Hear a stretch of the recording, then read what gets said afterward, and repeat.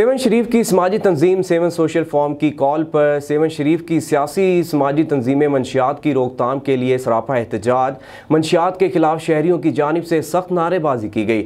मजीद तफसीलात जानते हैं सेवन शरीफ से हमारे नुमाइंदे हैदर अली बलोच की इस रिपोर्ट में।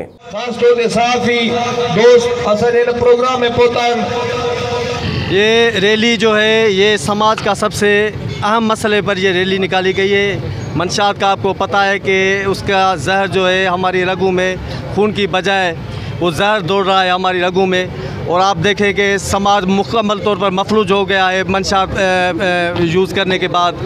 तो ये सारी इंतज़ामिया की नाअहली है और उस नाअहली के ख़िलाफ़ हमने ये रैली निकाली है सेवन सोशल फोरम के प्लेटफार्म से, और हमें इस रैली के तवस्सुत से ये मुतालबा करते हैं कि मंशात को फिलफौर ख़त्म किया जाए और उसके सहूलतकारों को गिरफ़्तार किया जाए।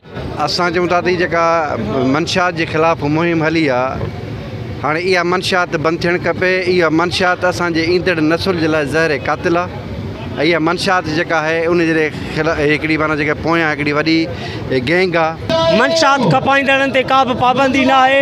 असां सेवन सोशल फोरम जी अॼु जी हीअ रैली रुगो अॼु जी रैली न आहे, पर मुसलसिल जिदोजहद खे कंटिन्यू करे जेसिताईं सेवन तहलके जे अंदरि मंशात ख़त्म नथी कई वञे असांजी हीअ जंग जारी रहंदी। हीअ जंग असांजी न आहे, असांजे मासूम बच्चनि जी आहे। जंग जेका असांजी जारी आहे, हीअ जेका मंशात ख़िलाफ़ रैली आहे सेवन सोशल फोरम जे तरफ़ां असीं जो मंशात जी वॾी वबा आहे बीमारी आहे उनखे फ़ौरन ख़त्म कयो वञे।